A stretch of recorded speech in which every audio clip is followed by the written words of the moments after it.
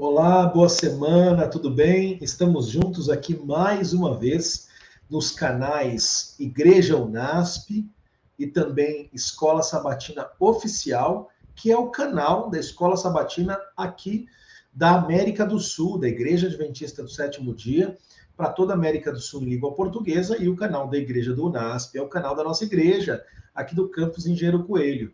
Estamos juntos mais uma vez para estudarmos a lição deste trimestre e, mais especificamente, o tema desta semana. Você sabe que estamos estudando a temática vida, morte e eternidade, tratando de temas relacionados a o que acontece com o ser humano após a morte.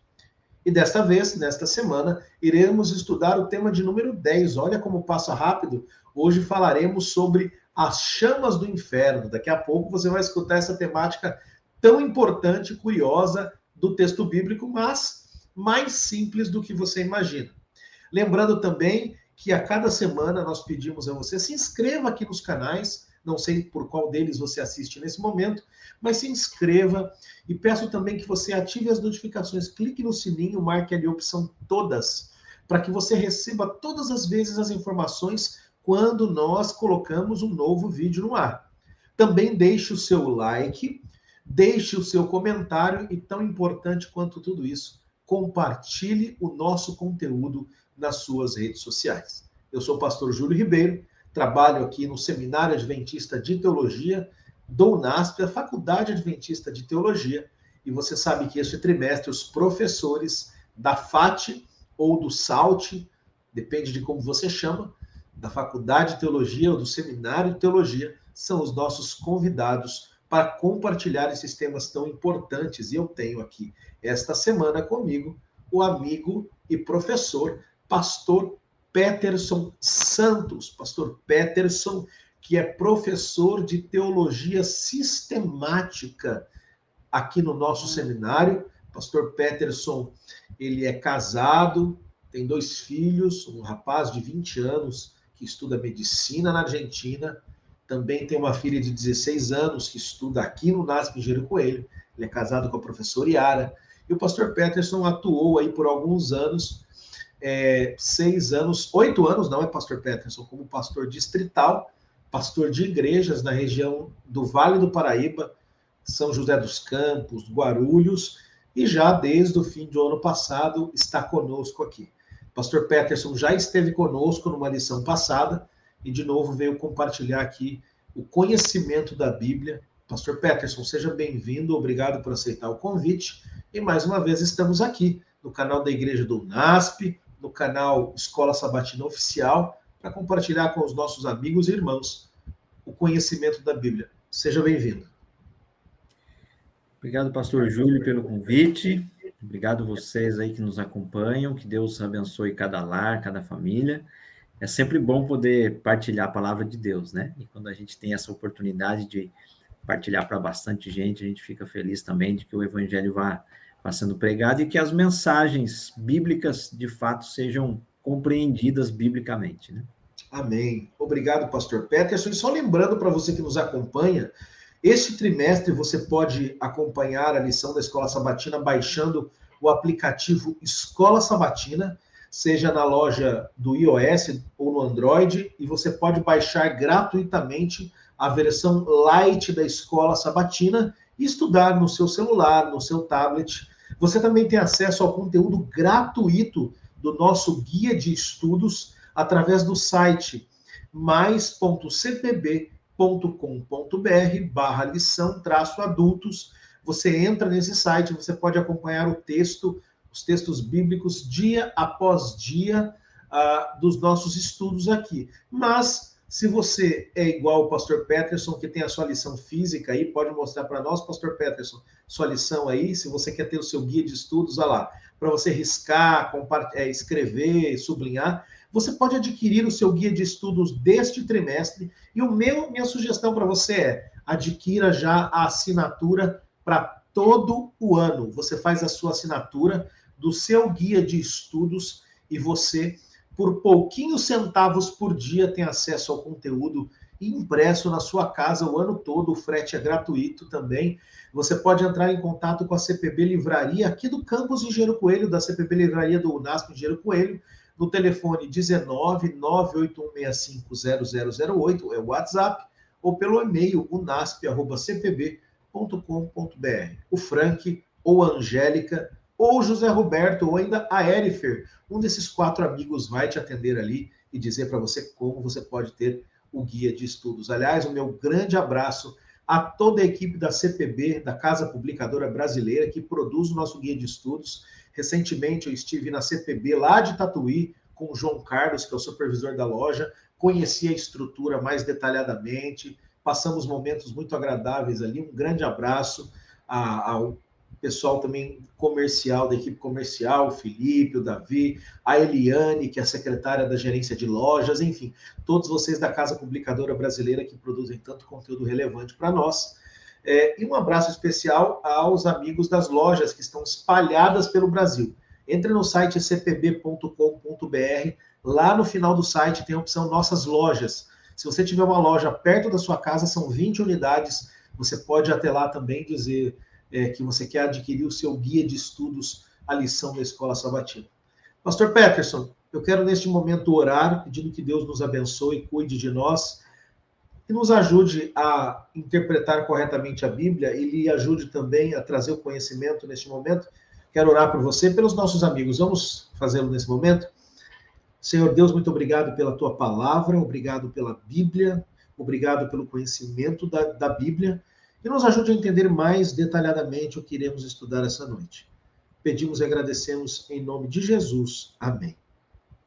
Como você já sabe, todas as semanas nós temos o nosso verso para memorizar, que antigamente era chamado de verso áureo, não é? O verso principal, verso para memorizar.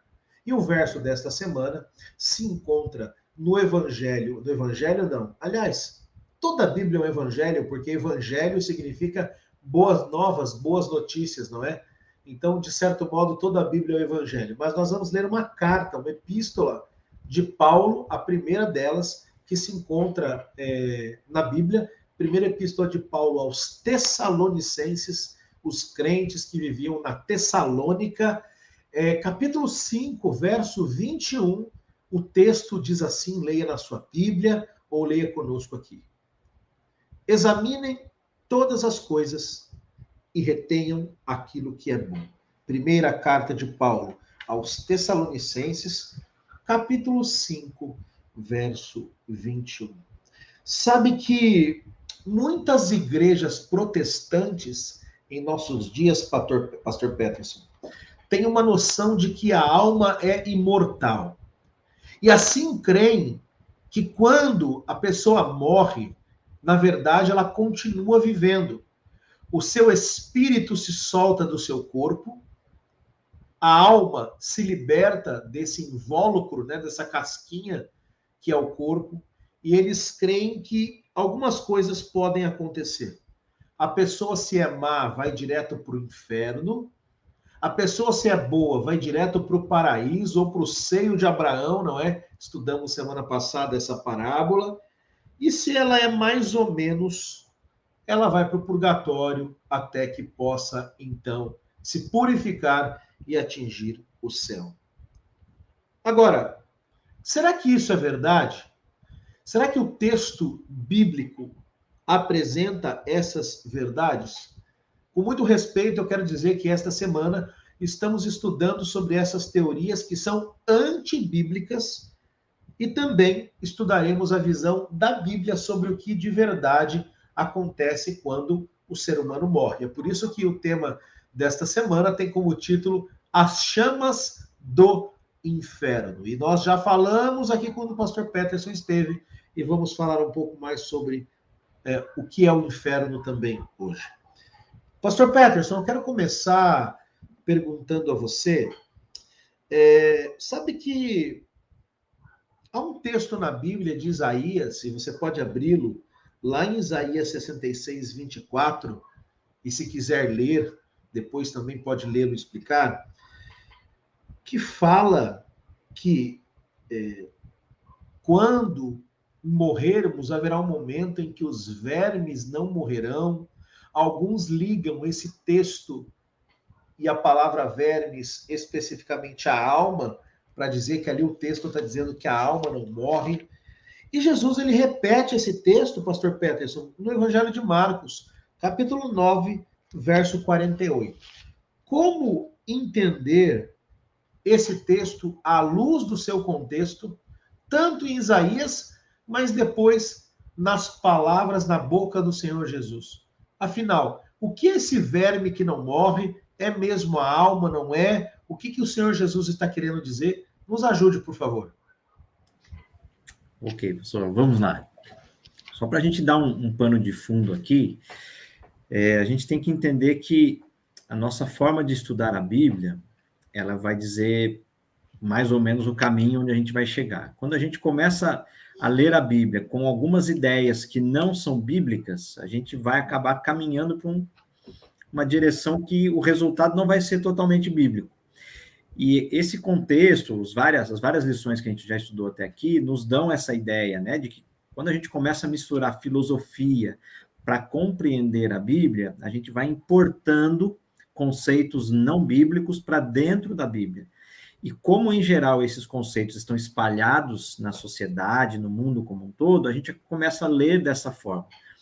Então, com essa base filosófica, que a gente vai atribuir ali a Platão e outros filósofos gregos, com essa divisão entre um mundo perfeito, sem tempo, sem matéria, onde habitaria Deus e outros seres sem corpo, né?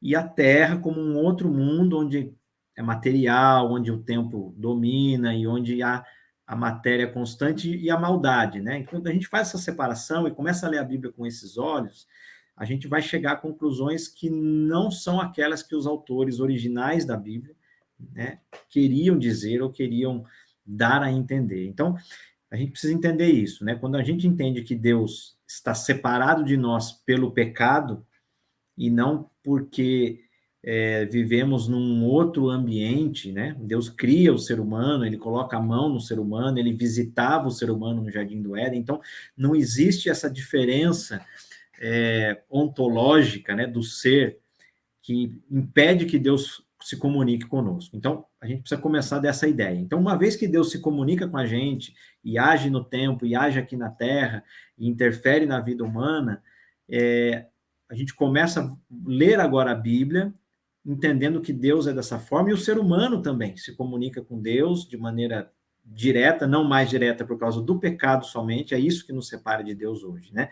E não uma estrutura que nos impede de falar com Deus de maneira total, né? Bom, mas pensando nisso, então, quando a gente começa a ler a Bíblia e vai entender que o ser humano, ele é uma alma, mas não possui uma alma, toda a leitura que a gente vai fazer da Bíblia na sequência vai ser diferente. Então, quando a gente vai para Gênesis, a gente vai entender a estrutura do ser humano, como ele é criado, o que acontece na vida e o que acontece na morte. Isso a gente já estudou ali nas lições passadas, mas vamos ao texto especificamente, né?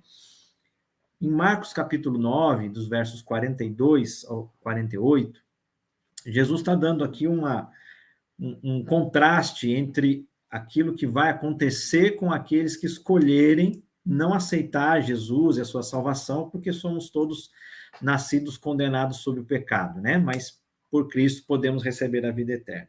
Então ele vai dizer lá, se a tua mão te faz tropeçar, verso 43, corta, pois é melhor entrar na maneta na vida eterna do que tendo as duas mãos ires para o inferno, para o fogo inextinguível. Então, essa frase, esse jogo de palavras aqui vai aparecer algumas outras vezes aqui. Se o teu pé te faz tropeçar, a mesma coisa. Corta o pé, é melhor entrar no céu, na eternidade, sem um pé, do que perder tudo no fogo. E depois fala do olho também. Se um dos teus olhos te faz tropeçar, e aqui nessa última comparação que ele faz, ele termina dizendo aqui, vai dizer assim, né? Melhor entrares no reino de Deus com um só dos teus olhos, do que tendo os dois seres lançados no inferno, onde não lhes morre o verme e nem o fogo se apaga. Essa é a citação de Isaías 66, 24, né? Então, bom, primeiro a gente está vendo aqui, existe um contraste entre o reino de Deus e o inferno. E a palavra inferno aqui vem do grego Gehenna, que tem a ver com o vale do Rinom, a terra de Rinom, onde havia uma espécie de incinerador, onde se jogavam restos dos corpos de animais, ou até cadáveres, onde se queimava lixo e coisas que não se queria mais. Então, esse fogo ficava lá e tudo se jogava nesse despenhadeiro ali, onde se queimavam as coisas lá embaixo, né? Então, essa ideia desse fogo que queima as coisas, e aí a gente vai ter uma questão interessante, né? Quando a gente vai ler na Bíblia, a gente tem duas palavras que são interessantes aqui. É a palavra olam, que vem do hebraico, e a palavra aion, ou aionios, que são do grego, do Novo Testamento. Essas duas palavras são muito similares e elas indicam um período longo, um período grande de duração, mas não necessariamente eternidade ou para sempre, quando a gente fala de forma absoluta. Então, vai depender, nos dois casos, do objeto ou da pessoa que está associada a essas palavras, né? Então, quando a gente vai falar de Deus no Antigo Testamento, vamos falar que Deus é Olam, ou vamos usar Olam, Deus é eterno. E essa eternidade de Deus é eterna mesmo, porque Deus não tem começo e não tem fim. Quando a gente usa aion ou aionios no grego, da mesma forma, quando ela se refere a Deus, é a eternidade ou a duração de Deus, que é sem fim e sem começo. Quando se trata de seres humanos, a gente tem um começo e muitos de nós teremos também um fim. Então, quando a gente fala de eterno ou para sempre, quando o contexto, o objeto ou a pessoa que se refere a esse termo é um ser humano, um animal, ele vai durar para sempre, significa enquanto aquele ser durar. Quando ele deixar de existir, for queimado, for destruído, acabou, não faz mais sentido, né? Quando eu tiro o comburente ali, ou o combustível, o fogo se extingue. Então, essa é a ideia. Então, quando a gente pensa... Pois não. Só para complementar, um exemplo aqui é o de Sodoma e Gomorra, onde Judas diz que elas queimaram para sempre, né? Eternamente. Só que se eu for lá hoje no Oriente Médio, eu não vou encontrar cidades queimando ainda. Ou seja, queimaram enquanto tinha matéria, não é isso? Perfeito, é exatamente isso. Então, quando a gente vai para Isaías, o contexto lá, ele é um contraste, né? Nos versos anteriores, vai falar, inclusive, da duração do sábado depois, né? Na eternidade, né? A gente vai se encontrar de novo no sábado, o sábado vai ser guardado na eternidade com Deus. E aí ele faz um contraste, né? Isaías fala, olha, e aí vocês vão sair e encontrar os cadáveres dos perversos ali, né? E ali, aí, nesse contexto, aparece essa questão do verme, né? Onde vem originalmente esse termo que Jesus usa aqui, onde não lhes morre o verme e nem o fogo se apaga. Quando a gente vê esse texto, primeiro que fica estranho a gente pensar que no céu a gente vai encontrar, né, cadáveres ali, e essa não é a ideia, né? E quando a gente fala céu aqui, na verdade é a nova terra, né? Quando a nova terra for feita, nós formos habitar ali, a gente não vai encontrar esse tipo de coisa, porque já vai estar tudo resolvido, né?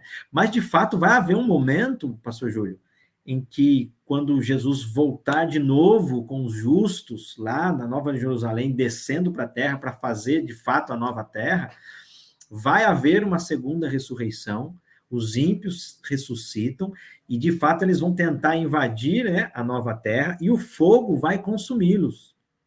Eles vão morrer definitivamente, né? E o fogo vai consumi-los. Essa imagem é aquela ideia de diferença, como vai ser a vida dos justos e como vai ser a vida dos ímpios. Então, eles morrem de maneira definitiva. E aí, pastor Júlio, eu já vou caminhar com outro texto aqui, de Malaquias, que já corresponde já ao texto da lição de segunda-feira, né? Mas o texto de Malaquias, capítulo 4, verso 1, vai dizer assim: pois eis que vem o dia e arde como fornalha. Todos os soberbos e todos os que cometem perversidade serão como restolho. O dia que vem os abrasará, diz o Senhor dos Exércitos, de sorte que não lhes deixará nem raiz e nem ramo. Então, aqui, quando a gente vê em Malaquias, Malaquias está dizendo que vai destruir tudo, não vai sobrar nada. Vai durar um tempo, vai ter um tempo em que aquilo vai queimando, queimando, parece que não vai acabar mais, mas uma hora as coisas vão sendo destruídas, vão acabando, e acaba de fato, definitivamente. Se a gente continua no texto de Malaquias, o verso 2 vai fazer de novo esse contraste que tinha lá em Isaías. Mas, para vós outros que temeis o meu nome, nascerá o sol da justiça, trazendo a salvação nas suas asas. Saireis e saltareis como bezerros soltos da estrebaria. E o verso 3, de novo, faz esse contraste e vai dizer assim: pisareis os perversos, porque se farão cinzas debaixo das plantas de vossos pés, naquele dia que preparei, diz o Senhor dos Exércitos. Ou seja, eles vão ser destruídos e vai sobrar cinza, só o resto do resto. Não vai haver mais existência para eles depois disso. E o texto de Judas é bem claro em dizer que Sodoma e Gomorra estão postos como exemplos do fogo eterno. Então, o fogo eterno já foi aplicado de alguma forma aqui. Um exemplo dele, uma amostra grátis, lá em Sodoma e Gomorra. E a cidade, como o pastor bem lembrou aí, não está queimando até hoje. Então, as consequências desse fogo são eternas, mas o fogo em algum momento se extingue porque aquilo que ele está queimando, uma hora deixa de existir. É eterno porque é irreversível, não é, pastor Peterson? Não há mais como retornar. Veja, você que nos acompanha, não faz nenhum sentido um Deus que ama a humanidade deixar as pessoas sendo queimadas eternamente. Ele passa 1000 anos e dá uma voltinha lá, e tá lá você queimando. Passa mais 2000 anos, ele vai lá de novo, tá lá você queimando. Essa ideia não é bíblica. Por exemplo, o pastor Peterson falou das chamas do inferno. Pesquise um pouco aí na sua Bíblia, pesquise, você vai descobrir que, por exemplo, a palavra inferno, a correspondente, o pastor Peterson falou do grego no Novo Testamento, mas a correspondente do Antigo Testamento é Sheol. E o que é Sheol? Sheol é um buraco na terra onde se enterram pessoas mortas. Por exemplo, é dito no Antigo Testamento que quando se rebelaram contra Moisés, abriu-se um buraco no chão, pastor Peterson, e eles foram engolidos. E a palavra hebraica ali é Sheol. Ou seja, é um local onde você deposita um corpo morto. É por isso que é dito na Bíblia que Jesus, ele desceu até o inferno. Essa palavra, que é uma palavra latina, significa que Jesus, ele foi à sepultura. Ele morreu e foi sepultado na sexta-feira e ele ressurgiu no domingo. Portanto, é importante essa questão das chamas, o pastor Peterson vai poder complementar. Mas, pastor Peterson, e falando aqui muito respeitosamente, a teologia católica romana defende que existe um estado intermediário. Primeiro, que a morte é a libertação da alma. Nós já sabemos que isso não se sustenta pela Bíblia. Na Bíblia, como diz um amigo, o pastor Roberto Mota, evangelista da Associação Paulista Oeste, região de Rio Preto, ele diz: o interessante é que na Bíblia quem morre, morre mesmo. E é isso. Quando você morre, você morre. Mas essa teologia acredita que quando existem pessoas que não estão prontas para ir ao céu, mas também não merecem o inferno, elas vão para um local chamado purgatório, que é um estágio intermediário. Pastor Peterson, lendo Eclesiastes 9, Ezequiel 18, Hebreus 9, como essas passagens refutam essa ideia do purgatório e como é que nós podemos dizer que existe um paraíso de almas desencarnadas quando, na verdade, o Novo Testamento é muito forte em falar que o galardão é dado quando Cristo volta, ou seja, há uma ressurreição. Como essas teorias elas se contrapõem? Ok, pastor Júlio. Então, vamos lá. Quando a gente vai para esses textos que foram mencionados, Eclesiastes, Ezequiel e Hebreus, nesses pontos que foram ditos, a gente percebe 3 coisas interessantes aqui. Primeiro, os mortos estão mortos. Eles morreram e descansam. Não fazem nenhum tipo de coisa. Então, não vão para o inferno, não vão para o céu e nem para o purgatório, biblicamente falando. simplesmente estão descansando. Essa é a primeira verdade bíblica sobre o estado do homem na morte. Segundo, justiça humana não se transfere. Então, a alma que pecar, essa morrerá. O filho não vai morrer pelo pecado do pai, nem o pai morrer pelo pecado do filho, mas a alma que pecar, essa morrerá. Então, a alma, o ser humano, né, como a gente já estudou, que a Bíblia vai traduzir como alma muitas vezes, né? Ele morre pelos seus próprios pecados, pelas suas próprias escolhas. Então, não há como eu transferir a justiça de uma pessoa viva para uma pessoa que morreu, né? Que é uma outra questão mais complicada. Dois vivos não podem trocar justiças entre si. A minha justiça não pode te salvar, nem a sua justiça me salvar ou amenizar os meus pecados.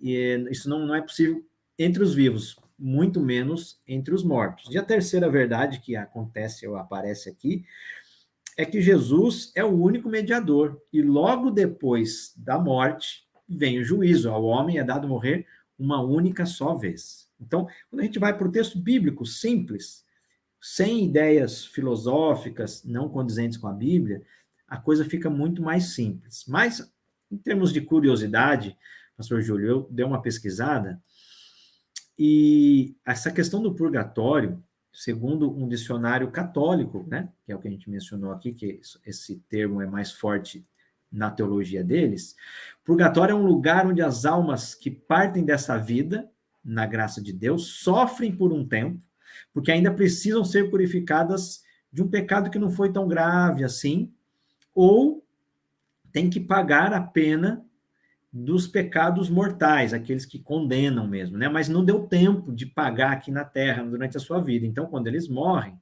eles estão pagando aí esse tempo, não está pronto para subir para o céu ainda, então eles têm que pagar mais um pouquinho.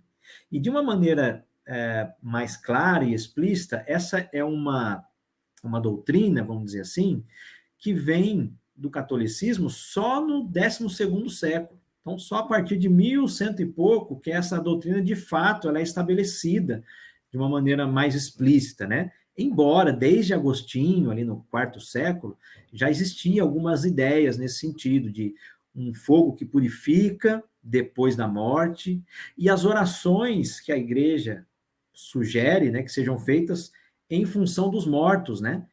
Então, essas ideias já surgem lá no livro Cidade de Deus, né, numa obra de Agostinho, mas, de fato, ela vai ser, assim, formulada de maneira mais oficial por São Tomás de Aquino, no século XII, século XIII, né, na verdade, e vai ser confirmada por 2 concílios, né, o Concílio de Lyon e o Concílio de Florença. Então, essa é uma teoria que existe, né, na teologia católica, e que ela, biblicamente falando, não se sustenta.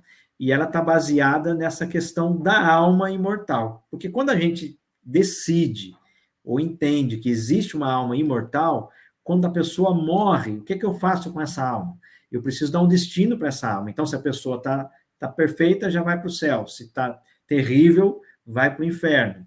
Mas se ela não está no meio termo, morreu na graça, foi fiel em alguns momentos, mas errou em alguns outros, ela vai para um ambiente temporário. Só que isso aqui é muito perigoso, muito perigoso. Por quê? Porque a gente está dizendo que o juízo, ele fica meio perdido. Como é que eu vou julgar alguém que já está pagando o preço do pecado?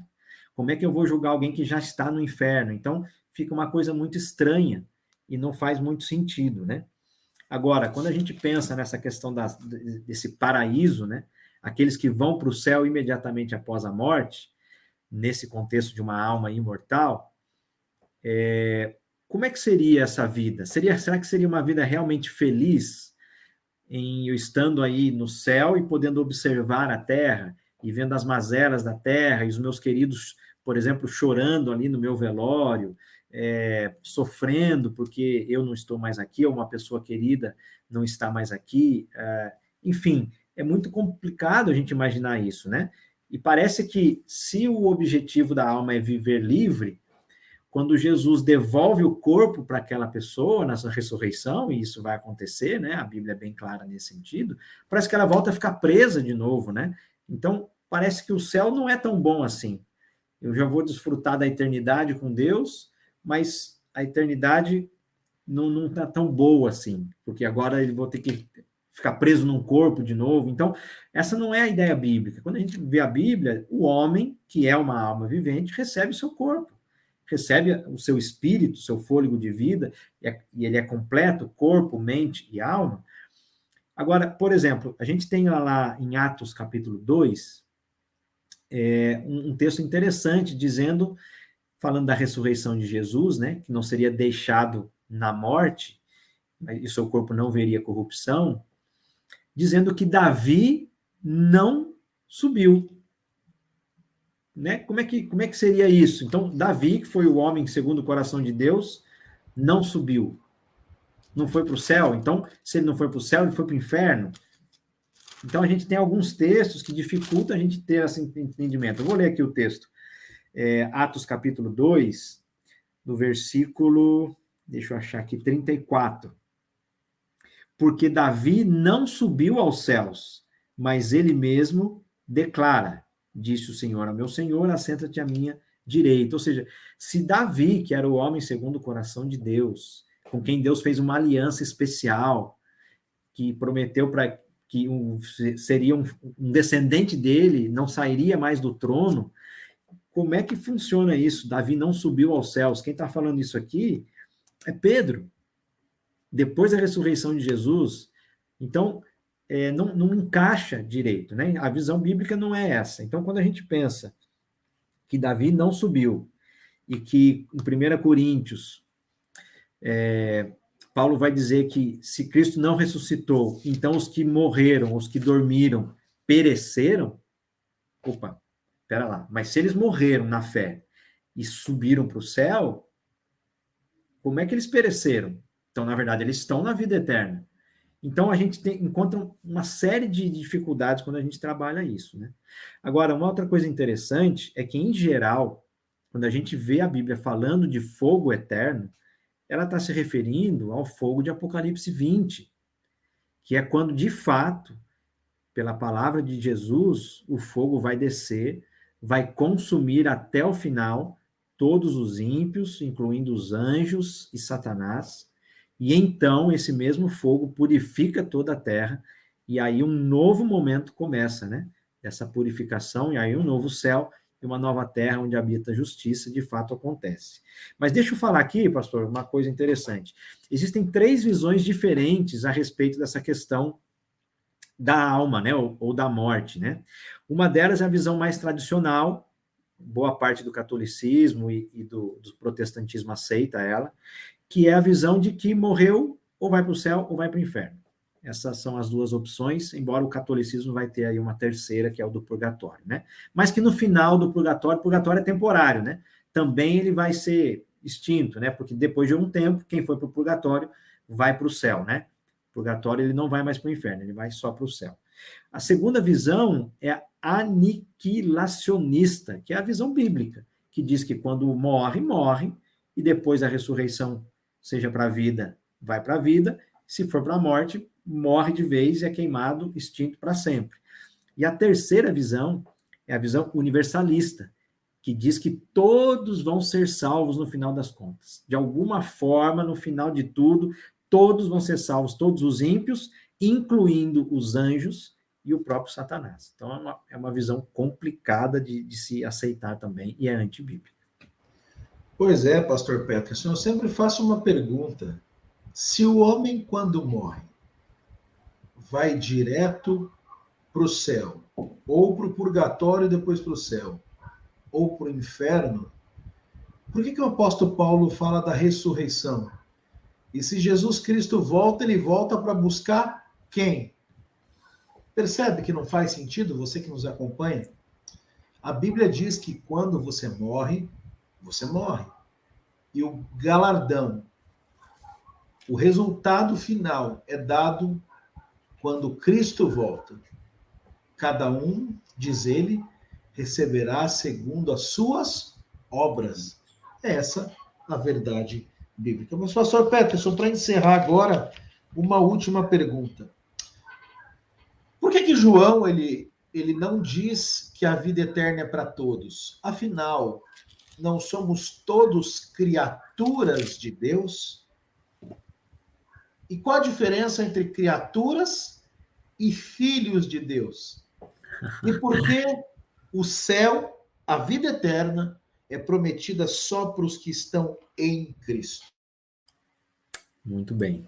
Bom, para responder essa pergunta, pastor Júlio, eu quero ler um texto que está aqui em 1 João, capítulo 5, versículo 11 e versículo 12. Diz assim: E o testemunho é este, que Deus nos deu a vida eterna, e esta vida está no seu Filho. Então, veja, a vida eterna, ela é um dom de Deus. E ela está colocada, ou foi trazida para nós, depois do pecado, através do Filho.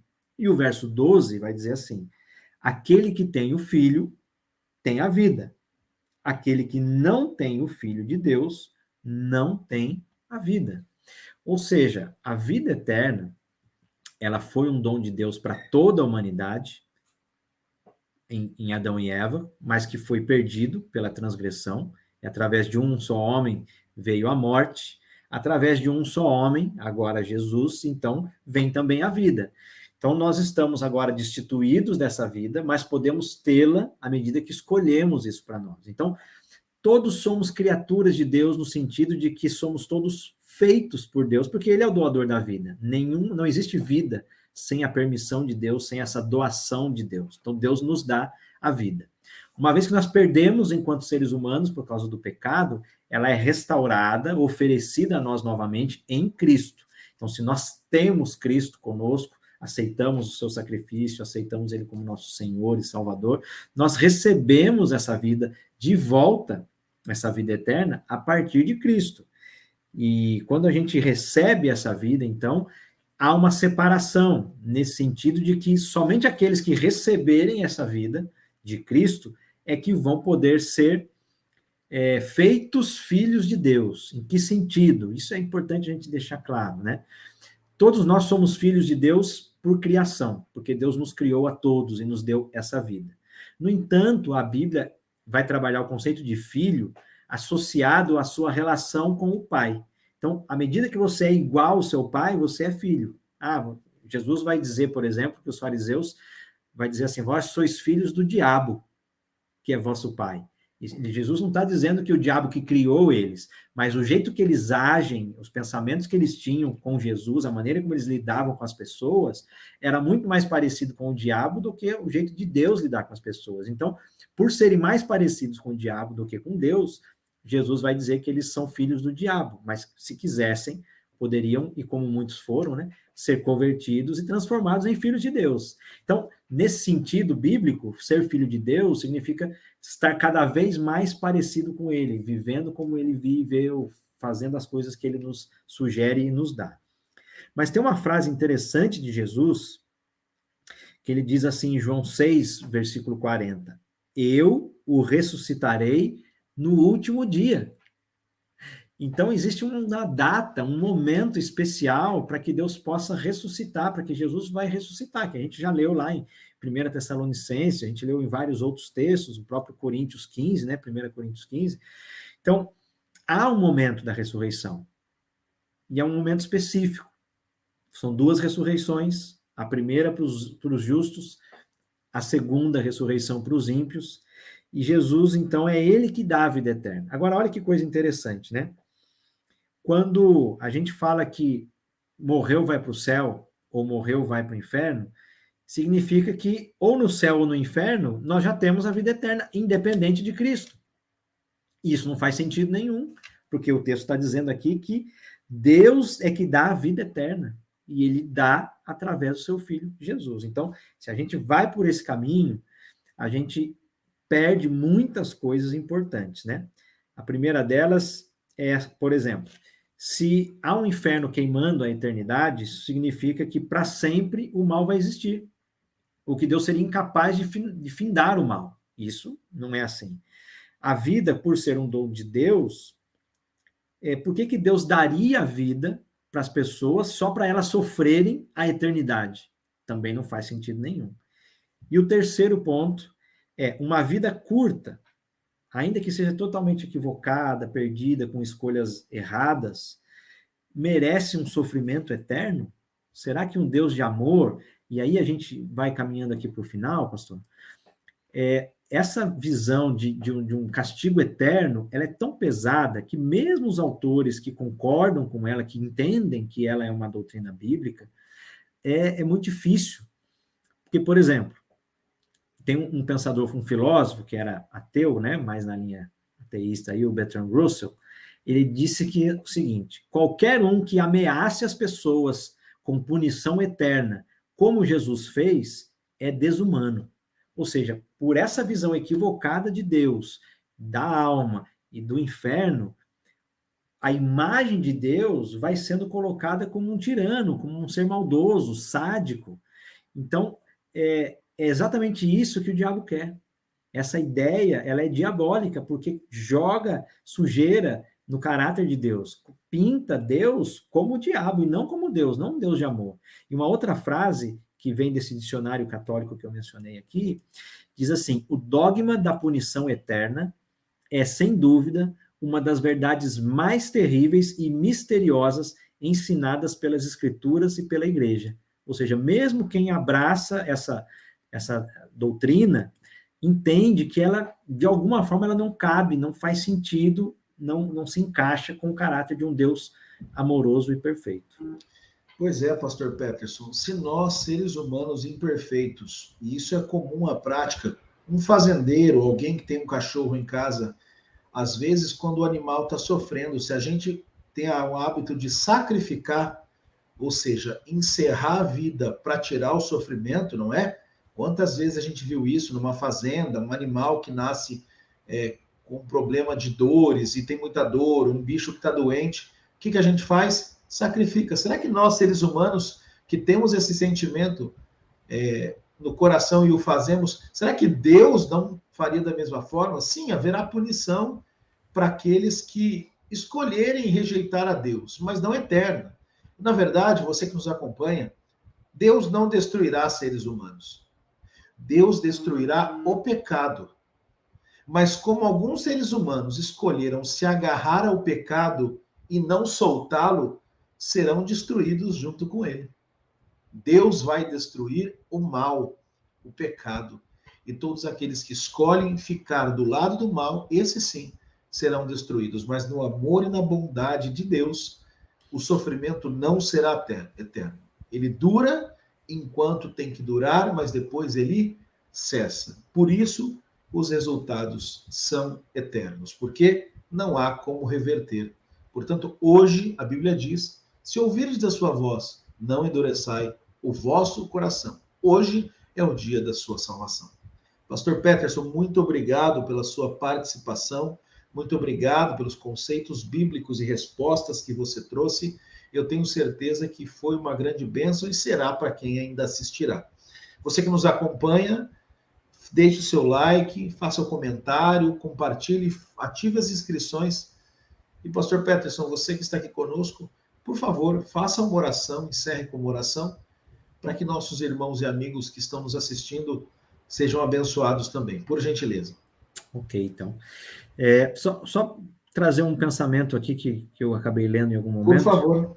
Imagina na eternidade, lá no céu, ou na nova terra, né? A gente vivendo lá, e depois de 1000 anos, 2000 anos, 1 milhão de anos vivendo lá, Deus olha assim para o inferno e fala: não tá bom ainda. Vocês vão ter que sofrer mais um pouco, sabe?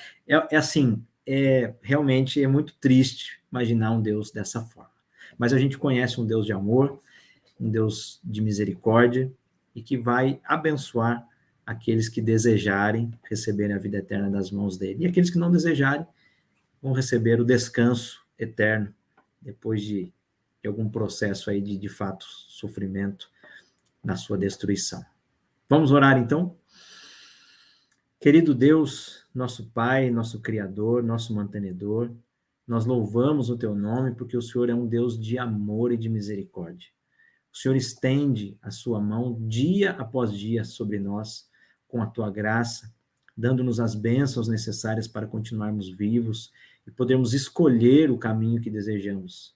Que possamos escolher hoje, Pai querido, a vida, para que possamos viver ao teu lado, junto com os nossos queridos, e viver um mundo de amor, de trabalho, de auxílio, de serviço, mas sem mais doença, dor, tristeza ou morte.